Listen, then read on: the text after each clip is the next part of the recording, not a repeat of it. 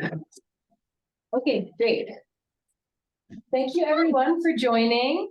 And welcome to our new interns. I'm really excited to be here. Everybody knows my name, but I'll just say it again. I'm Dakota. I like to go by Cody, but either is fine. This is just a good chance for everyone to meet each other and just give a warm welcome. Our staff is really all here for you guys, and we're super excited to have you. We really value our interns and are excited to see what you do this summer. So we'll have the interns go around and give a brief introduction of yourself, some of your background, where you're going to school, what your interests are, and then we'll just introduce all the staff that's in the room right now, which is not everyone. But you will certainly meet everyone in time.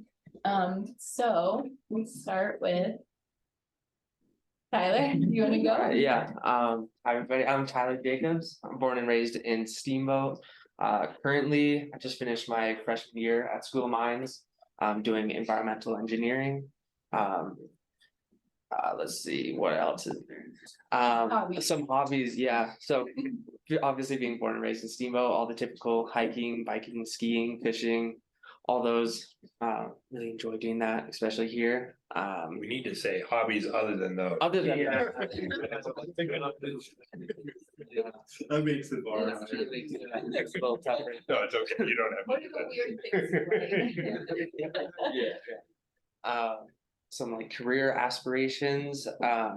Definitely want to go into environmental engineering. Currently looking at like environmental consulting, those kind of firms. Somewhere I can travel, get to do a lot of different stuff. So yeah. Awesome. Great, thanks. Chloe, do you want to go next? Yeah, I'll go. So I'm going to CMC. Oh, my name is Chloe Denning, by the way. Yeah, sorry.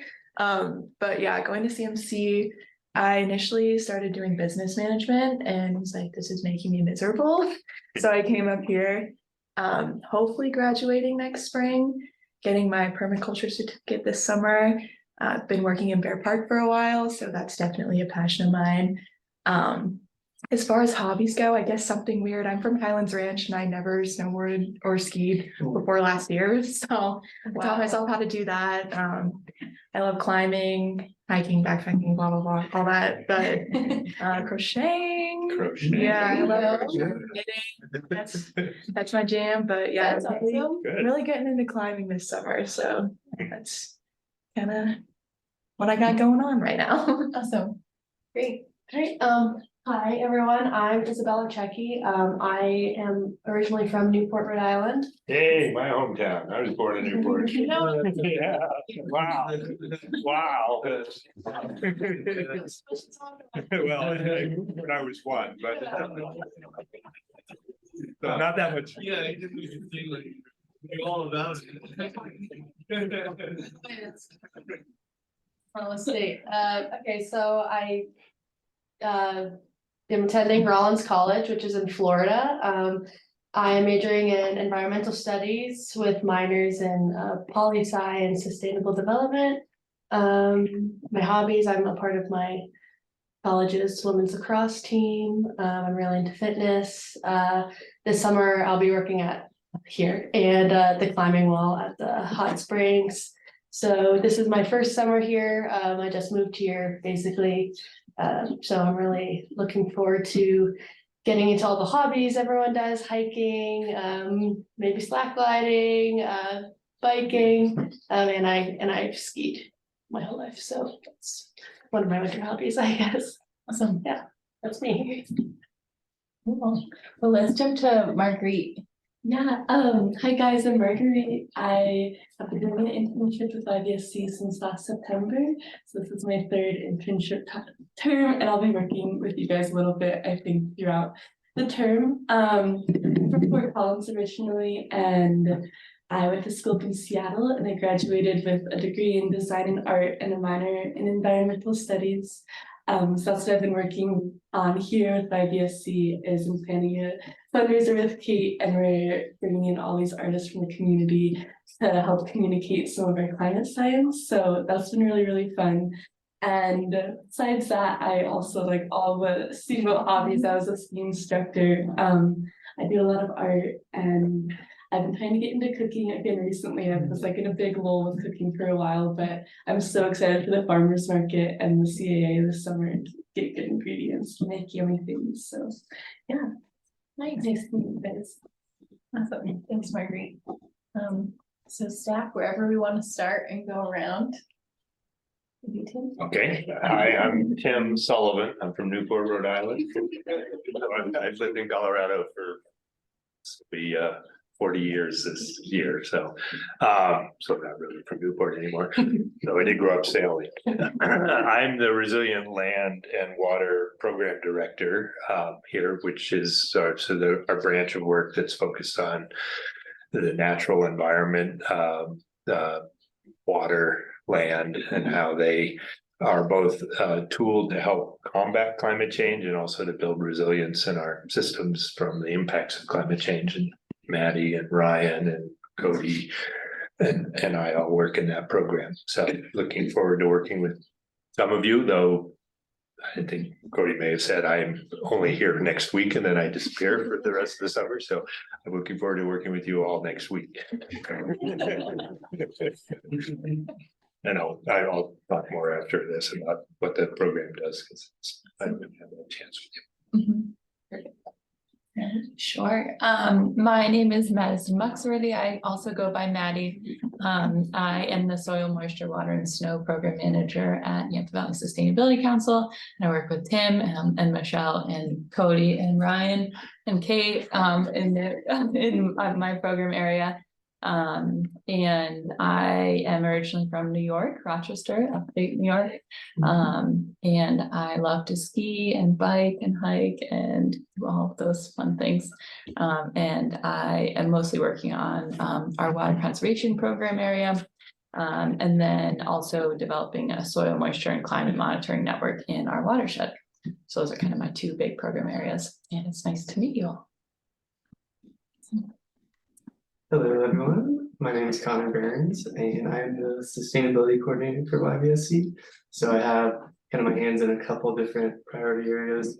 I work at the Recycling Depot, so in the Waste Diversion Program with Wynn, and then I'm working with Paul in the Energy and Transportation sector of the organization. So helping out with EV events, we have a couple other events that we work with the city, so multifamily units and lodging. We just hosted an event the other day, and we have some plans on working with businesses from this summer and just doing more outreach in that sense. So I'm from Omaha, Nebraska, lived here for 8.5 years now.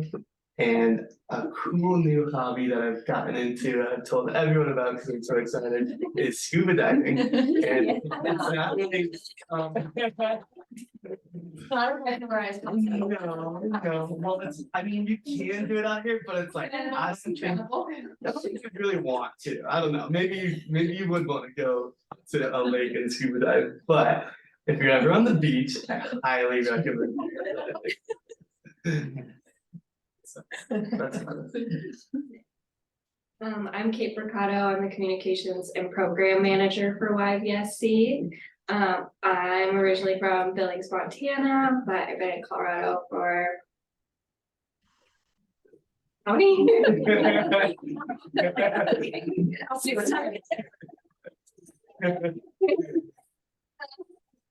And my hobbies are foraging. I keep bees with my friend Brooklyn. I like to knit and garden. Nice. You can get some different hobbies. Okay? Yeah. Yeah. Ashley Payne, I'm the Collaborative Initiatives Manager here at YVSC. So that means I primarily help with the implementation of the Wrap County Climate Action Plan. So I get to work with all of our project directors here. It's focused on sort of 5 main sectors. So with Paul, I do energy, transportation, land use and water with Tim, and waste with Wynn, and economy with Michelle. So, and then it's a great opportunity to also work with these working groups, which are made up of technical experts within the community. So meet with them monthly, and we have a cap board meeting again tomorrow. So I get to interact with also sort of governmental representatives, so county commissioners and council members as well as community members are part of that board as well, so. That is primarily what I'm doing, and then I'm also supporting the green business program here, so which Connor's starting to get involved with as well, and Paul and we all work on that, so we are growing that program. And I'm originally from Connecticut, so I'm not an East Coaster, it seems, but spent about 20 years in California doing my undergrad and grad out there, and moved just about 3 years ago, with my family. And I do all the typical hobbies we've talked about. And I'm excited to get on my paddleboard on the river, so. If we can ever find a space for a raft, that's what I would do my next purchase, so. Nice. Awesome. And Michelle gave a great introduction yesterday. Yeah, and Tyler, it's good to meet you in person. Good to meet you. Yeah, nice to see you. Yeah. And then Ryan. Yeah, hi everyone. My name is Ryan Messenger. I'm the Natural Climate Solutions Project Manager here at YVSC. I grew up just down the road from Chloe, actually. I grew up in Littleton, so right next to you. And hobbies, all the same stuff everyone else has been saying. I also have a very expensive hobby, which is traveling. And I just got back from Turkey and Georgia on Sunday and brought home a mysterious sickness. So I've been homesick for the last few days. So I'm sorry I can't meet you all in person. But yeah, at YVSC, I do a couple things. I develop and run our Natural Climate Solutions project. So primarily that includes the Yampa River Forest Restoration Program, which is planting cottonwoods along the river to address rising water temperatures. And then this year I've been working on our new initiative in California Park to restore wet meadow ecosystems with the Forest Service. And then the other thing I do is I run the Yampa Valley Climate Crew, which is a program I developed a couple of years ago. It's our volunteer program that takes community members out onto these projects to both add capacity to organizations that are running the projects, and then also for these volunteers to kind of have a hand in being a part of the climate change solution. So yeah, I look forward to working with you all this summer. I'm really excited. Awesome. Thanks, Ryan. And thank you all, staff. We'll do more in-depth introductions and background kind of stuff throughout the term. I'll ask you guys to come and join us for some of our meetings, but that is all from you today. And thanks for coming and meeting with all of us. It's a nice way to really welcome the interns and kick off the term. So thanks again for being here. Yeah, you are dismissed. And Tim can stay. We'll do one of those in-depth chats with Tim right now to get to know him before he goes on his journey. So, yeah, it's great. Thanks, Amy. Nice to meet you all. You can stay. Michelle, is snow there? Yeah, Can I see? Yeah, wait. you can't tell. Snow is so quiet. I know. I just saw this big bushy tail walking around. Yeah, that bushy lady does have quite a tail. She's really, really cute. Parents. She leave. Not all over me. Are you gonna be back tomorrow or next week? It depends. I felt worse this morning actually. So yeah, I don't know what I also just ate a whole bowl of cinnamon toast crunch and didn't taste any of it, so I'm a little worried that I don't know. But I took 3 COVID tests and they came back negative. That's probably not COVID. Probably, but I think the test might be like 2 months expired, so I don't know if that makes a big difference or not. I got them from the library and they expired in March. So Yeah. we'll see. But I figured if you took 3 and they're all negative, even if they were expired, like one of them would have come back. Yeah, you would think. Yeah. I don't think it's good. Yeah. It's smart to be staying away. Yeah. We'll get better soon. Thank you.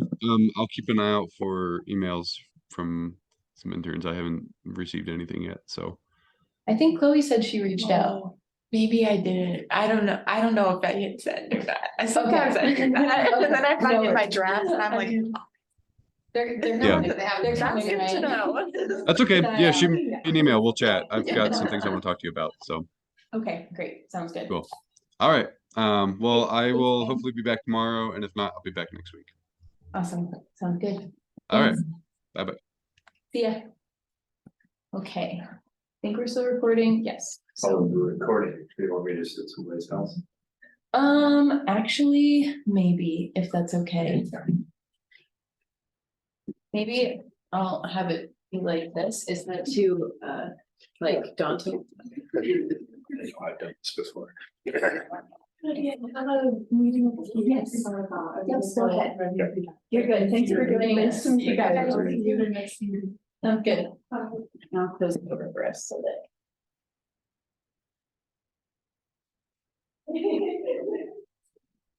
Great, so I will give you a bit of more detail on my background, give you a sense of what a environmental conservation career can look like. Not necessarily that I'm a model, but I've worked in this field for my entire career. So, and then talk a little bit more detail about the program area and sort of where it came from and what we're trying to do. So, I grew up in New England.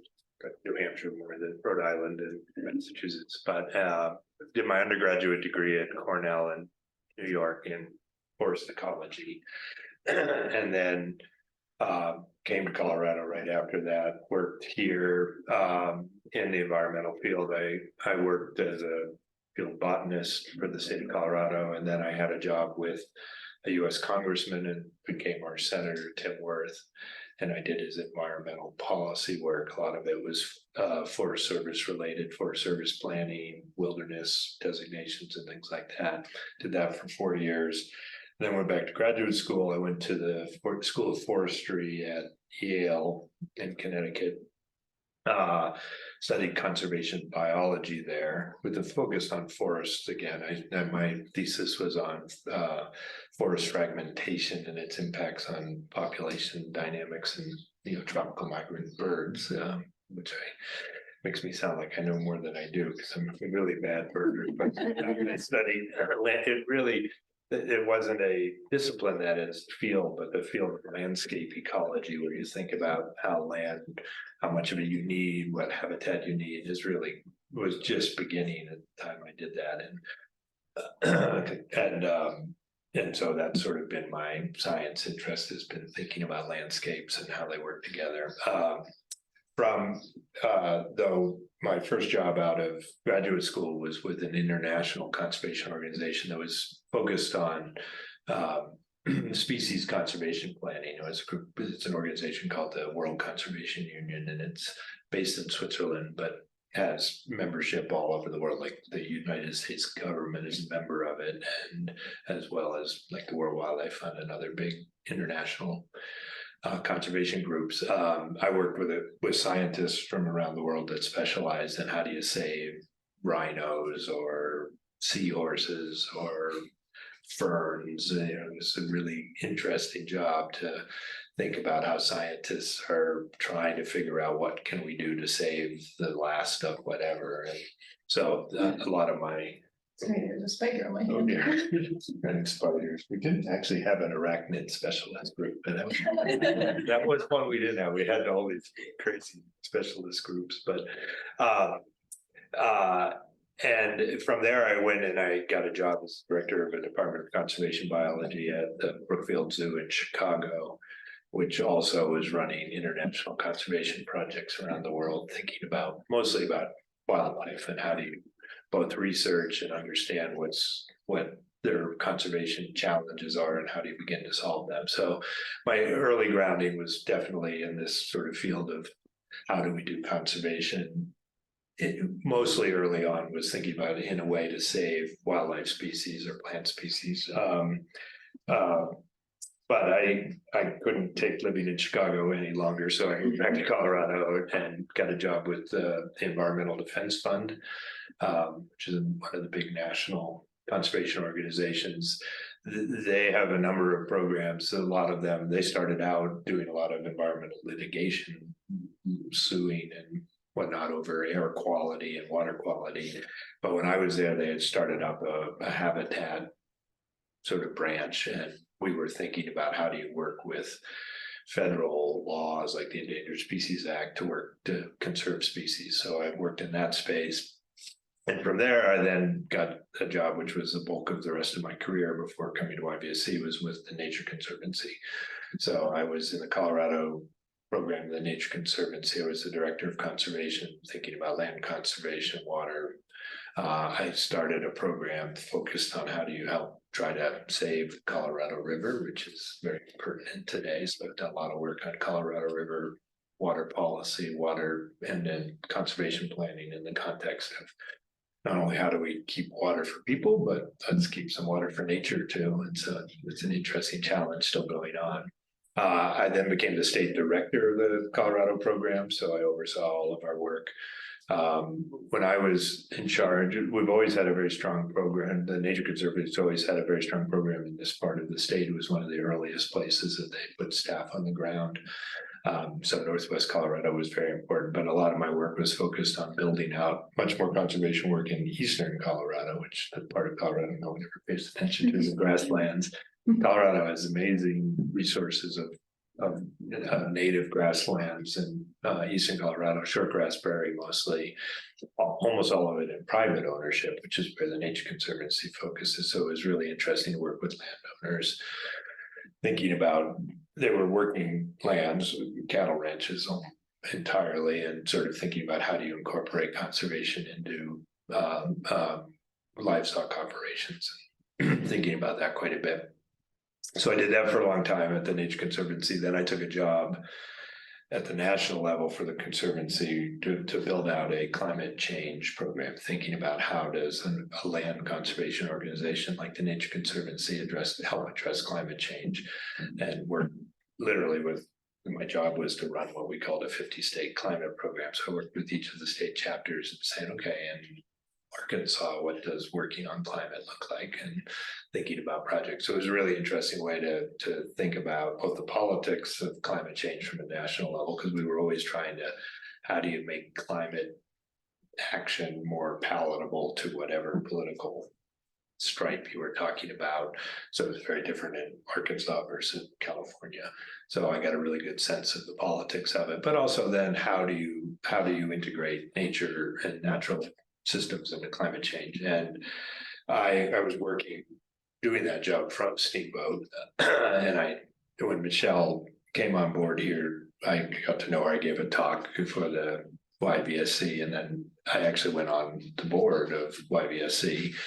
And she said, well, I think we should start up a natural climate solutions program. And I helped advise her on what I thought that could look like and helped her write the job description, and then was on the search committee for the position, and we couldn't find anyone. And Michelle said, Tim, would you ever think of doing this? And then she got me at just the right time where I was really beginning to feel that I really wanted to be more focused locally, have my hands on something, really see what I was working on. And I said yes.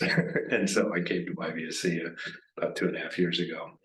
And the goal here, and it was a carryover of what I saw at the Nature Conservancy, is we need to address climate change. We absolutely need to change our energy systems, our transportation systems, our waste management systems. But we also need to, in a sense, we need to do bigger and better conservation. We need to protect bigger areas, because that's what you're going to need in order to have the space for wildlife and other species to adapt to climate change.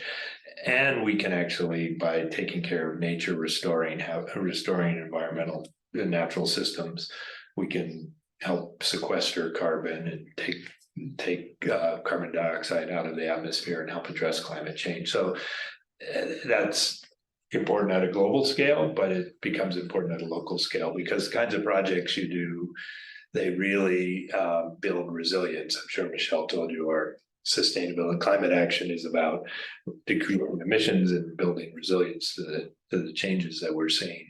I think more of our work is on the resilience side. It's hard there is a real role for nature. The Nature Conservancy did a lot of really great science on this, and came up with a number that if we really took things seriously and restored forests and protected forests and restored wetlands, we could address about 20%, 20 to 30% of the problem of climate change just for the natural solutions, which is a big number, but these are things that are good to do anyways, right?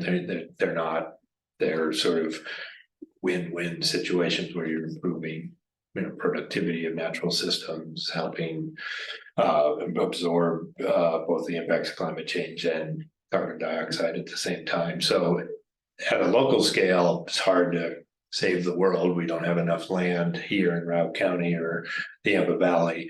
But the things we can do here, small steps towards addressing climate change, but big steps towards building resilience. So some of the so my role here is both to sort of be a voice in all the thing about a small community like Routt County, and this is one of the reasons I wanted this job, is you can get involved in absolutely anything that's going on. So there's all sorts of processes and groups and collaboratives and planning and whatnot. And I've seen my role as to be a voice for, we should be doing more of this, and we should be doing it in a way that thinks about climate. And so doing that in a way that then builds projects that YVSC can take on or help catalyze. So you heard one from Ryan, which is this tree planting project we've been running for 4 years now on the Yampa River, where we're planting trees with a goal. It sequesters some carbon, but and it improves the habitat along the river. But the goal of it is to increase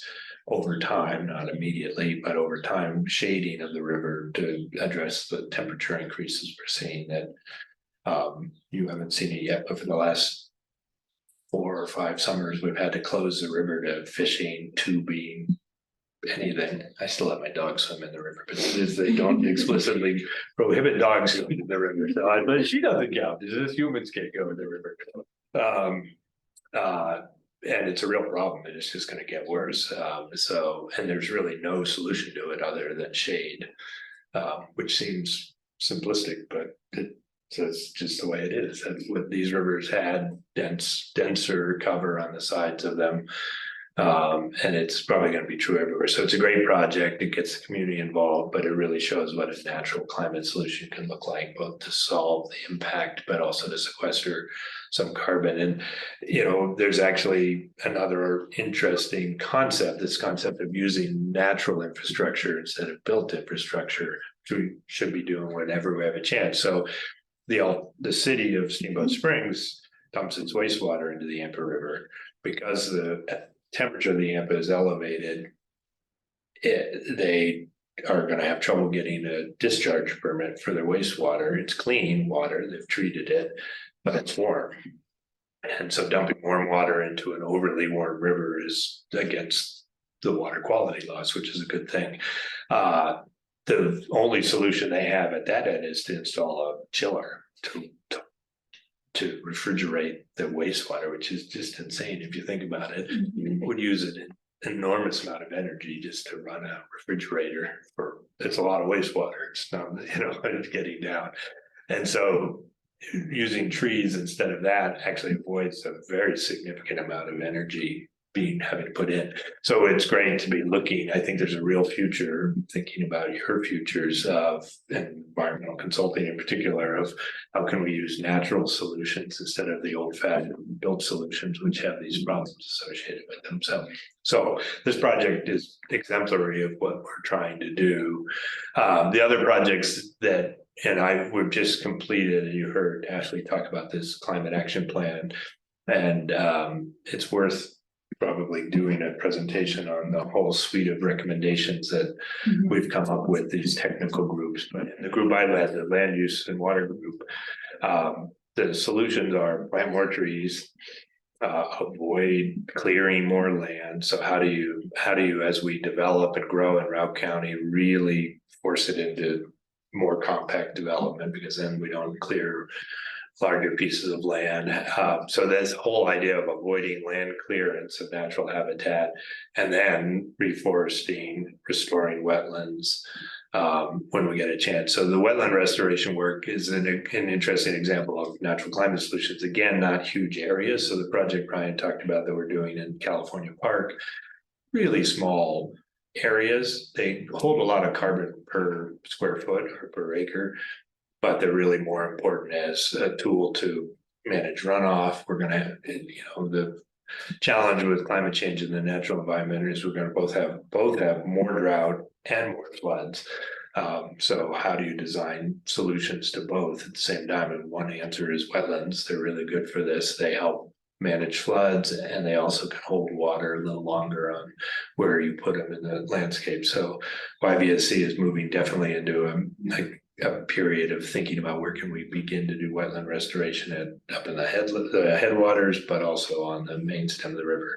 And then the final area is we should plant trees wherever we can plant trees, right? And so we've got patches of our forests that have burned in the past 5-10 years. They're not growing back the way they used to after burns, because the burns are hotter, more intense, not really unnatural. They're uncharacteristic is the ecological term, right? They're out of the normal pattern of variability. So you get burned areas that don't grow back, you have problems with erosion, and you're losing the ability to have trees soaking up carbon. So planting those makes sense. We're seeing the same sort of thing after we do some forest treatment, where we're taking dead trees often, but some live trees out of the forest in order to avoid future fires. Those probably, especially where we've taken out a lot of dead trees, those aren't growing back either. And so there's opportunity to do more reforestation there. And Cody's going to be working on thinking about how we can do more of that.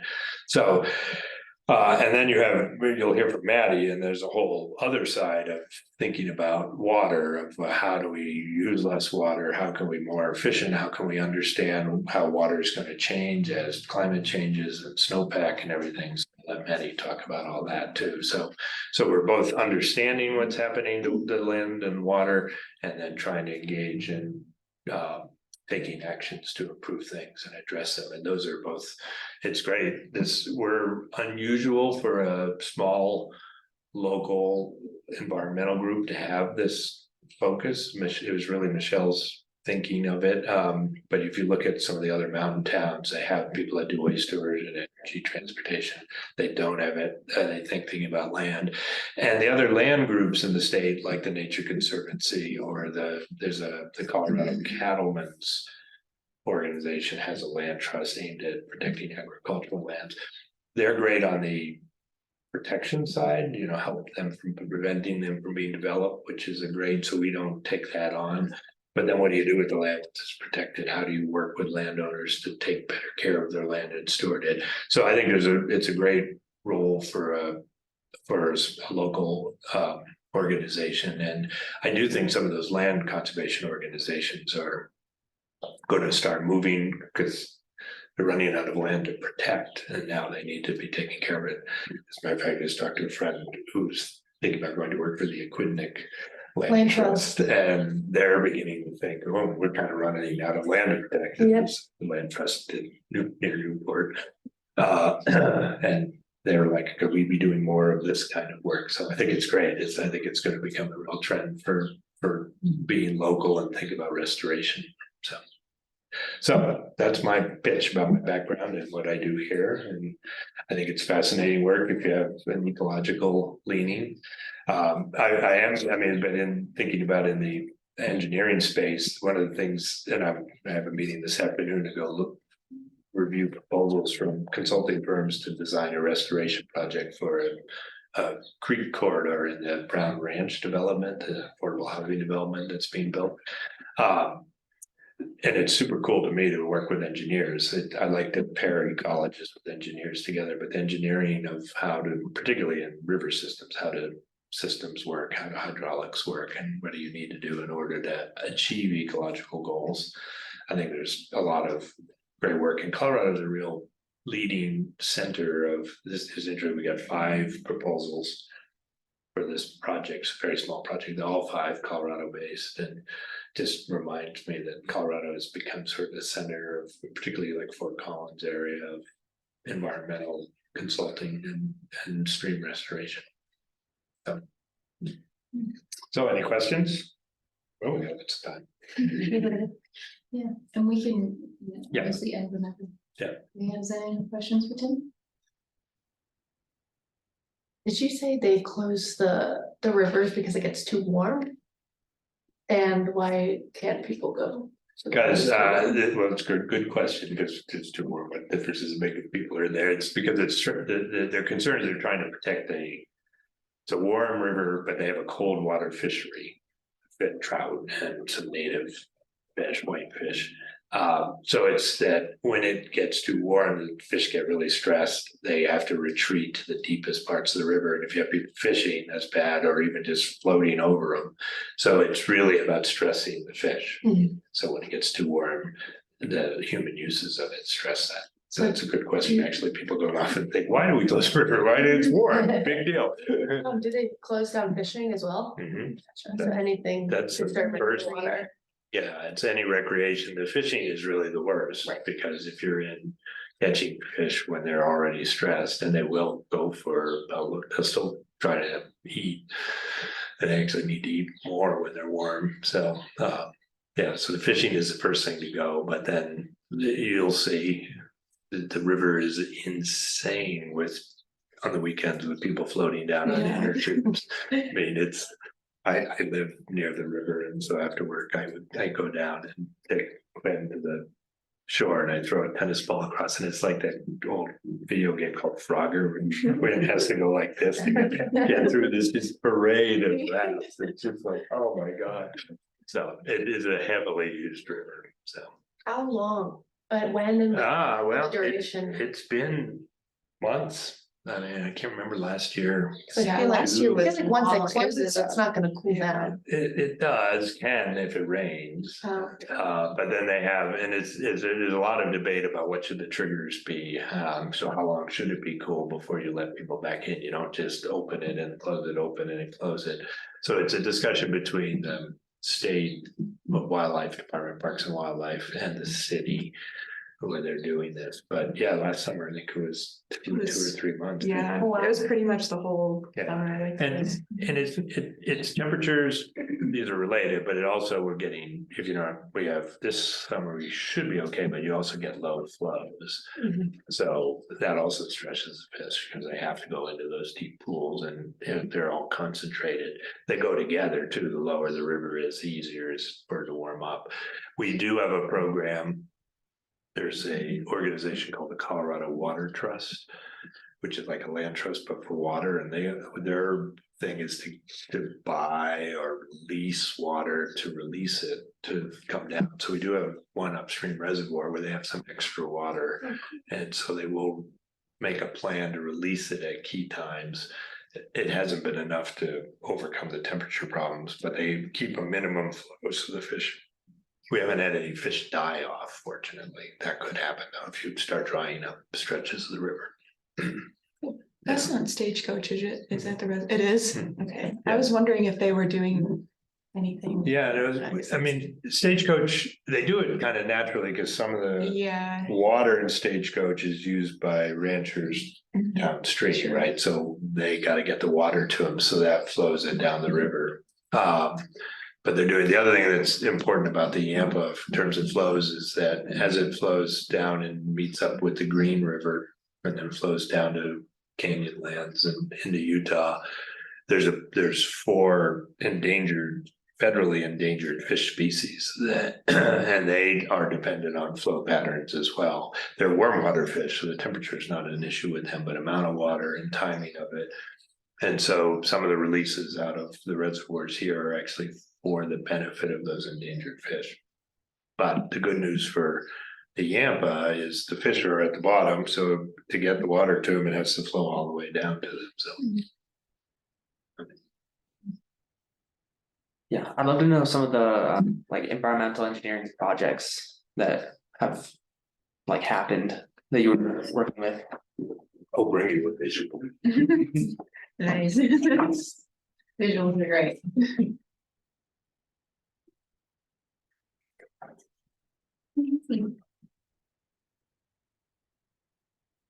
She's so cute. So this is just upstream from here on the Yampa. So this is so where there's a stoplight at the end of town, Walton Creek Road, and so the Walton Creek comes into the Yampa here.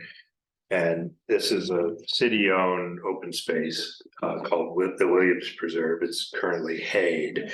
This is all sort of natural habitat. We've been planting trees all along here, and all along here, and along here. This was our first area to plant trees. The problem with it is in the 50s, more like the 60s, when they started really to build out Steamboat, they just went and mined all these places for gravel. So they just dug pits into the ground. They actually completely moved this stream used to run here. And so I've got aerial photos from the like 40s, 50s. It's fascinating to see what's done to this, but it's really messed up now. And so the river channel now just kind of runs straight through there, which is a problem because it's not creating the meanders that it should have. You have flooding problems over here, you have erosion problems here, and these old gravel pits are now filled with water. They have become breeding habitat for northern pike, which should be in Wisconsin, not in Colorado, but they're here. And unfortunately, northern pike are incredibly voracious eaters, and they breed here, and then they go all the way down and eat those endangered fish I was talking about all the way into Utah, and come back up here and breed, and then swim to Utah. And so the federal government wants to fill these in, the state fishing agency, and from the city's perspective, it's all owned by the city. If you were to, this used to be the floodplain of the Yampa, it's still not quite flooding this year. This year, just this natural habitat is, but in 2011, that was all underwater. The idea would be the engineers have come in and said, well, if you open this up during flood time, you'll take away a lot of pressure because the river really narrows down as it comes through town, both naturally and a little bit artificially, but you get a really constrained river. So you have a big river coming into a constrained river. And if the river isn't allowed to do what it wants to do, which is spread out here, it over time could create real problems there. So I raised money to come up with a concept to how could you restore this area to meet all these objectives: flood control, increased biodiversity and habitat. This would be a great place to cool down the river if you could get the river to spread out and go through all these trees and have it shaded and stuff. It would definitely help with, this would become a huge temperature cooling factor. Get rid of the pike habitat and improve, to some degree, improve recreation. You can't really get to the side of the river. You know, the city, if this became like a natural area with trees and stuff, it would be a beautiful hiking area and stuff. So I raised money, did a RFP to consulting firms, and then brought in a group called Stillwater, which is this Colorado-based firm that's really good at thinking about not they're engineers, but they don't over-engineer their projects. They say, let's use natural processes as much as possible. And so they came up with this plan where we would meander the river here, we'd reconnect the floodplain, would open up, activate these old, you can still see them from aerial photos where the river used to go. This area would get heavily revegetated. You would open up the beaver used to have been in here, they're still in there, and they create little ponds and areas. So the whole idea is that you increase complexity,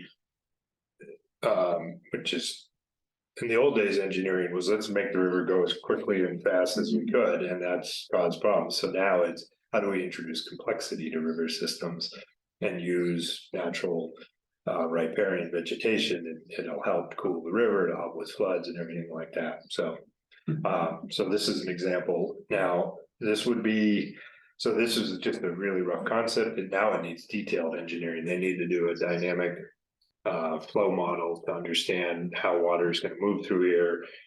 You know, what does the channel need to look like? How could you open it up?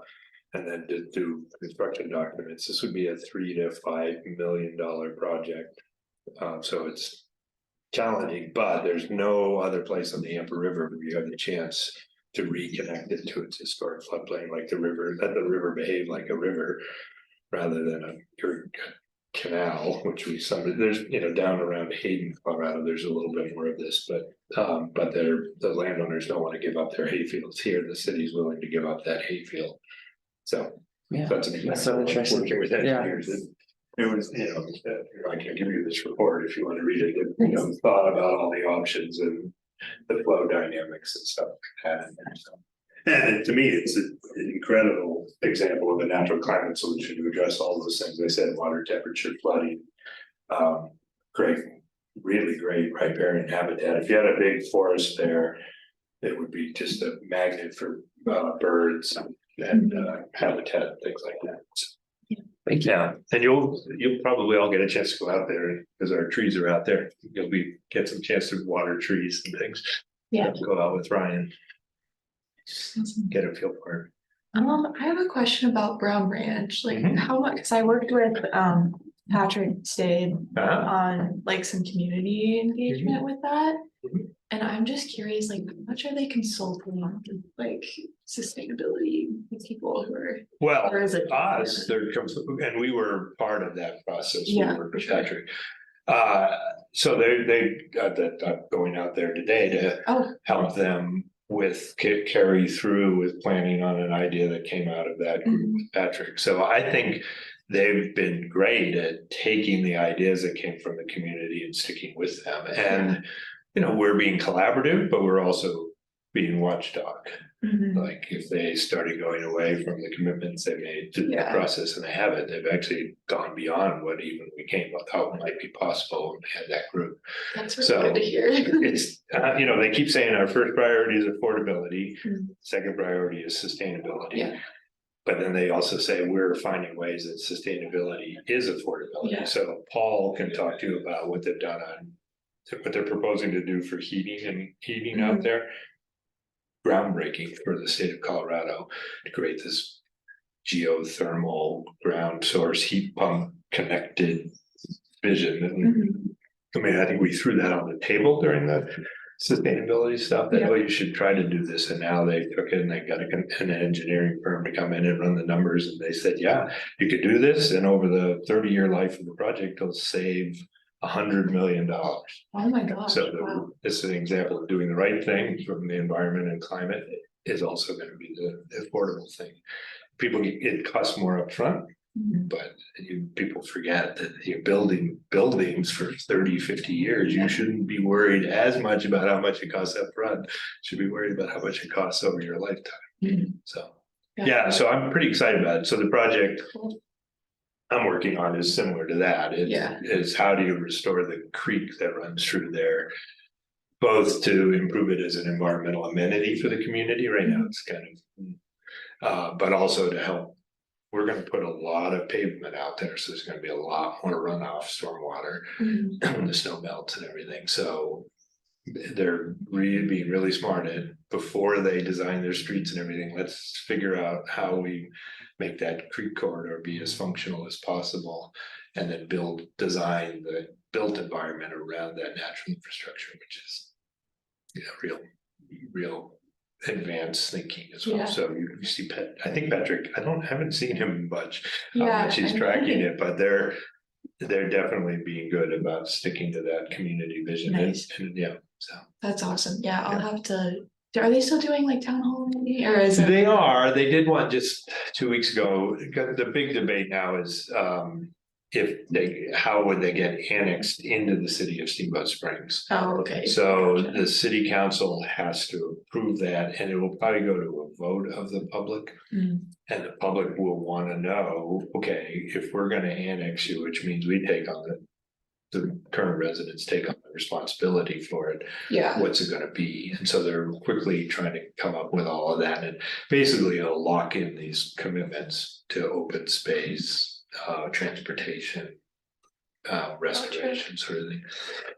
So they had an open house that wasn't very well attended a couple of weeks ago, but I think they're going to have a big one in July to really say, okay, here's where we are, and the city council will have to vote. And they want to hear the public's input on that. Gotcha. Good to know. There's a lot of debate about debate to me.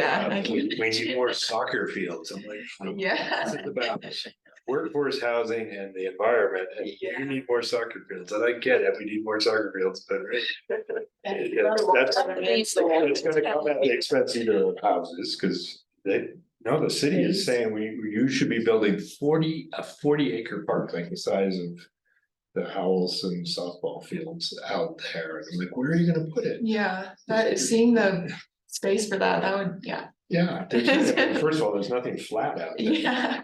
And we don't want it to be flat, and so there's a reason why all of our soccer fields are on the floodplain of the Yampa River, which isn't great, but at least they can flood. But there's no flat land out at Crown Ranch. I don't know what they're gonna do with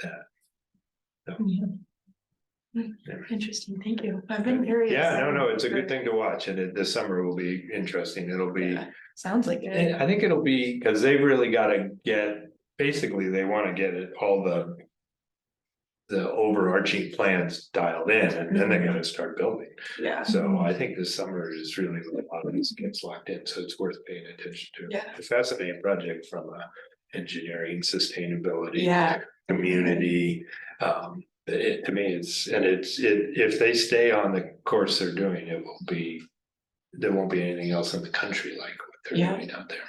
So it's pretty cool. Yeah. Yeah, So, really awesome. great. Thank you so much. All right. Lynn. Thanks Well, for that overview. Thanks. If you come up with any questions in the next week, Yeah, you let got me 1 know. week to ask me the questions. and I talked to Cody and Ryan, and there's some great work that you're gonna get to be able to do, so it'll be fun. Well, thank you All right, again. thanks. Thanks. I'll think of you when I get more.